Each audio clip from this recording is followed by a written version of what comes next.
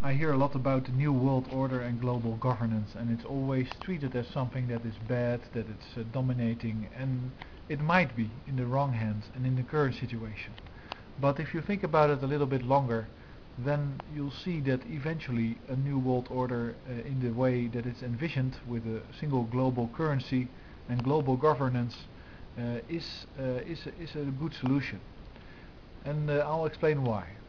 First of all, the main question you need to ask yourself is, why do nations fight? What are they fighting about? They're usually fighting about resources.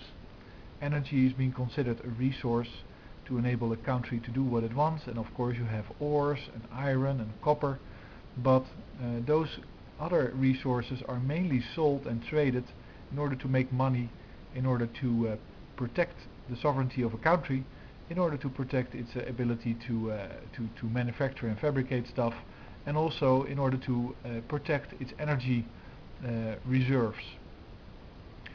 So the main reason why nations fight is because of strategic assets, which are oil, gas, and secondarily basically food and everything else that they have, that they want to protect from being stolen by other countries that don't have them.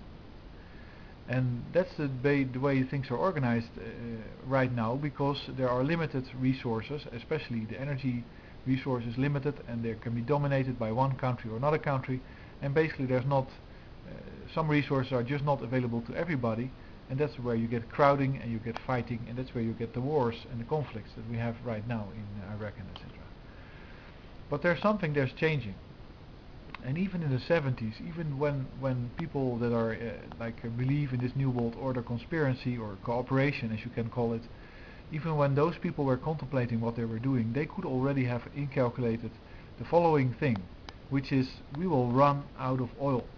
So the cheap source of wealth that we have will run out, and eventually we will find an alternative. We will first fight a little bit about it, but eventually, if the oil is all gone, we're still smart people with high-tech skills, and we'll find a solution, and we'll change into an energy fossil fuel independent economy, where the energy comes from some other source, and then there are a lot of likely sources.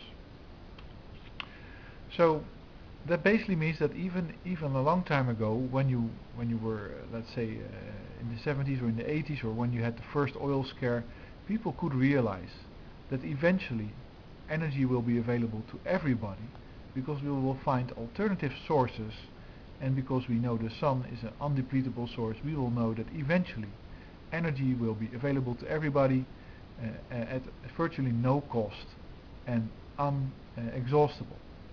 And that changes the complete picture of the world.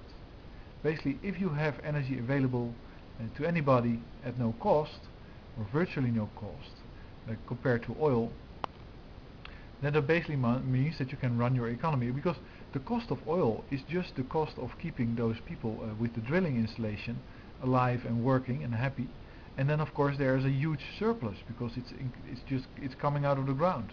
Imagine the same thing with the sun. You know, if you just get the energy from the sun or the wind or the waves, you only have to keep the people happy that operate those installations, and they're huge installations that provide energy for thousands of people, or there are individual installations within your home that keep single families happy, warm, and electrified and all that stuff.